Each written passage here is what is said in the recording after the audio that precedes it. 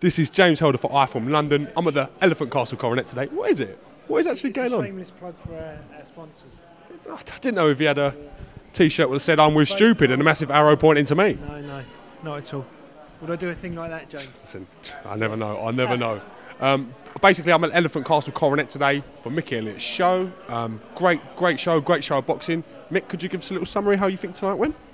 No, I thought good. Packed house, good turnout, some good scraps. I've really annoyed with Elliot Matthews' result, the draw. Very frustrating. Won every round. 10 seconds longer, he would have had 3 seconds from the end of the round, gets headbutted. They give it a draw. Yeah, that ain't right. You know, that's bad. But that's boxing as well. We have to. I think if you asked him his opinion, he's probably got the ump about it as well. To be honest. Yeah, rightfully so. That's bad. It's just, you know, that's the tragedies that happen in our sport. Sometimes things don't work exactly how we expect them to go, or how, you know, they should go, in fairness. But he'll be back. You know, he'll be back. Talk to me a little bit about Lloyd Elliott. It's great to see him out in action again. I'm really taken to Lloyd. He's got a great style to watch. It shows degree of improvement, because he had quite a close points win against Donchev previously, and there he just walked through him. So, I mean, I know it was a bit of a funny injury, but yeah, he done a good job. He's looking good, Lloyd. You know, I think it's coming up to 10 fights now, so we get him in the title frame before too long. And but there's no rush with him. You know, look, why would we rush? He sells loads of tickets. He's improving, so not going to plunge him in. You know, we'll take our time, and I think we've got next sort of 18 months of a really good fighter in Lloyd Elliott. That'd be good. iBox prospects fighting on your show today. We've done a bag of tickets. They come in and put on some great performances again. Ricky Boyle and Lewis Petit, notably. What's it like having them fighting on your bills? Yeah, I love having them on the bill. You know, very easy to deal with. They popular lads. You know, guys want to see them fight, and actually they're good fighters. They can really fight. So it's nice to be a part of. You know, maybe when they go and fight for their British titles and whatever, if we can keep them on our shows, great. But if they move on to the Frank Warrens and the, you know, whoever big shows, it's nice to have been part of the start of their story. But who knows? Maybe we carry on working together and we can be part of the bigger fights too. But either way, look, I love working with those guys. They're all good guys. They're a good laugh. Have a good crack. Yeah, have a good crack with them, and you know, just nice people to deal with. It's Fight of the night for me was Dan Woodgate versus. Can you pronounce the guy's name? No. That makes two of us. But decent, you know. He was he was a very decent fighter and a very decent guy. The fight was a great fight to watch, and yeah, it was really like an old-fashioned kind of war, you know. Yeah, I thought early on, I thought Dan was a bit too hesitant early on, but you know, his first 10 rounder, maybe he's worried about the you know, going the distance, but all good. I'm just trying to find this guy's name because that was bugging me. You know when something bugs you? Here we are. Vigordus Larienkus. Yeah. Larienkus. Well, he done all right. He done great. He pushed Dan, and glad.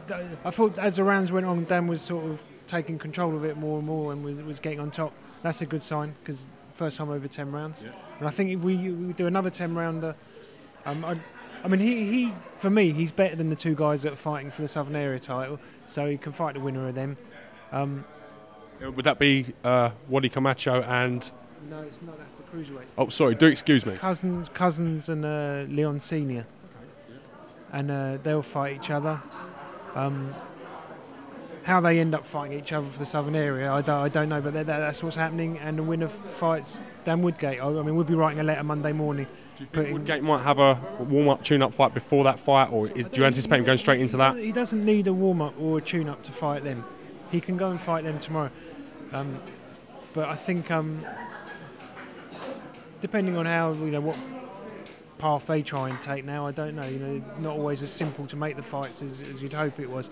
But I think they'll fight each other. They've got to fight someone to defend it. Who else they going to? You know, I think he's the obvious one, and I think he beats both of them as well. So Yeah. I'd just like to say that is bugging me. I'd just like to say well done to Larinkus. It was a great fight and great to watch. So if you are watching this, just give him the respect he deserves. Very tough guy, very tough man. That's one thing that I really enjoyed tonight, is even though it was a partisan crowd and it was packed in there, they showed respect to both fighters in nearly every fight. And even at the last fight of the night, we still had nearly everybody that came in here, and that's a rarity. Now you go to boxing shows, people watch their mate and they go.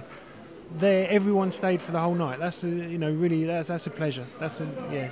What's next for Hellraiser Promotions? Is there a show coming up? Anything you can tell iFILM London about? Something we can pen in our diary?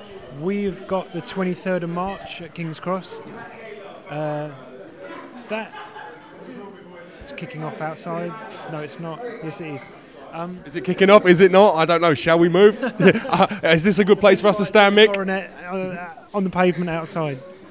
I don't know if they're scrapping or they're dancing or what, Mick. You know. I think they're having a good time. They look to be laughing to me, so let them crack on. Castle, yeah. So, 23rd of March we got at the Coronet. Coronet, is that Coronet again? Sorry. Playing with me, Mick. You're playing. Camden Centre. It's been a long day. Warren Fenn's on that show, isn't he? I've spoke to Warren quite recently about that. Yeah. We got Warren. We got about 12 fights lined up for that show. Yeah, and that's a nice venue. That's a good venue as well. No, I've never been there before, to be honest. All right, well, you'll have to come. You have to come and experience it. It's a good venue. It's really atmospheric. Get big crowd in a small space. Lots of noise. And it's a good night. It's a good night. You have to come and join us. Well, I'm going to actually take you up on that. As I said, I really enjoyed tonight's show. As I said, I think there was one or two maybe dubious decisions because I maybe score fights different to other people. That's the beauty of boxing. We try and make them competitive. The fights are all, there was no walkovers. I mean, even the fights that ended in stoppages, they still toed and froed a little bit before. You're always going to get stoppages on any bill, though, aren't you? That's boxing. That's it. We want the fights to be exciting. We want I suppose people come to boxing, they want to see knockouts. That's for sure. But not one-sided mismatches. No, there was none of that. I want to ask you another question in a minute. Obviously, regarding a lot of the promoters that are going on, there seems to be a bit of maybe a power struggle at the top of boxing. Are you kind of experiencing anything at your end? For me, look, it's just business as usual. I manage however many 70-odd fighters. Is it 70, yeah? It's around that, yeah. It sort of goes up and down every week. But to me, it's definitely better for me if there's more promoters, because the more competition there is, the more the money goes up. But all these people saying, for example, like, Frank Warren, this fighter's left in this one.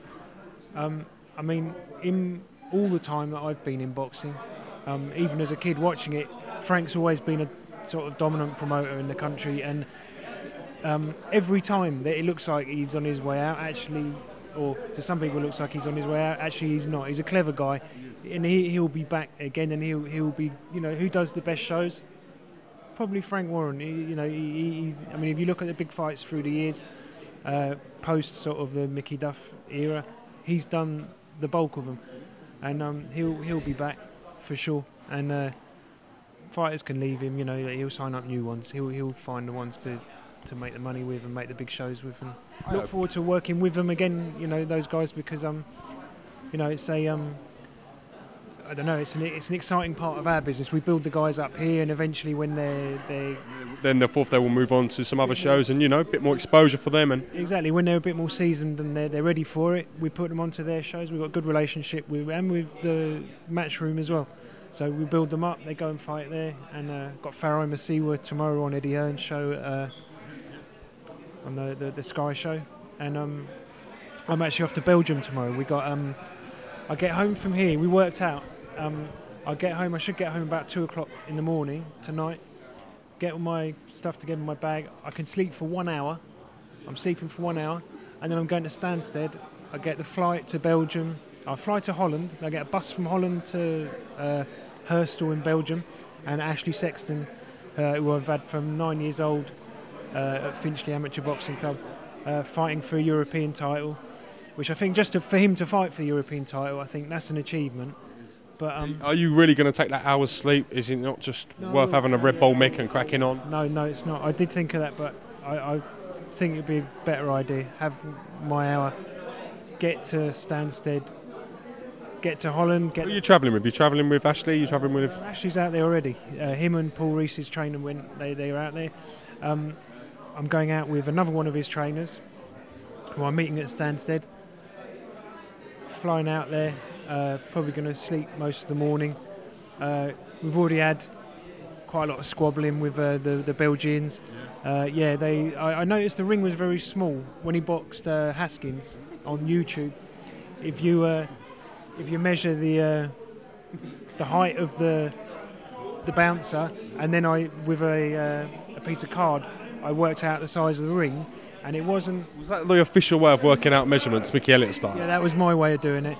So I wrote a letter to the EBU and to the boxing board and to the other guy's manager, saying that I will be there with my tape measure tomorrow, and I'm going to measure the ring, and if it ain't big enough, we're going to kick off, and we're going to. That's what you want as a boxer, though. You want your promoter to be on these little things and paying attention to detail, really, isn't it? That's important. They also snatched a bottle of adrenaline, apparently, from one of the cornermen. And so I've written a letter saying, look, we want it clarified exactly when we get the adrenaline. Any little advantage I can get for Ashley, I'm going to get it. He's trained like a beast for this. He's made the weight properly for the first time since he boxed Shinny. I was going to come on to you about this. He looked a little bit top heavy last time I see him fight. He put on a great show, don't get me wrong, but yeah, a little bit top heavy. He boxed at 2 of our Mayfair Sporting Club shows, and yeah, that's true. He was heavy, but I think it's difficult for a guy. You think he's boxed top of the bill on Sky to go to like a dinner show and box for peanuts in comparison against a journeyman. It's a bit for them, I think. Mentally, it might not be stimulating him, is it? But I pleaded with EBU to get him rated. We got him. They basically eventually, after a lot of squabbling, got him in at on the last slot, number 11. Those ratings were released. Within an hour of them being released, I had the deal for Ashley to fight a champion in a voluntary. And Ashley is trained like a beast. So if he does get beat, he'll leave nothing in the gym or in the changing room. He's going to put it all on the line. He's going to fight like a tiger tomorrow, like a lion. He's a great fighter. I really do mean that. I enjoy watching him. When he's on form, when he's prepared properly, which he hasn't done. Truthfully, he hasn't done since he boxed Shinny Baya. Wow. And he has prepared right for this. He made the weight easily, and he's going to be strong. And we're going to see a good fight.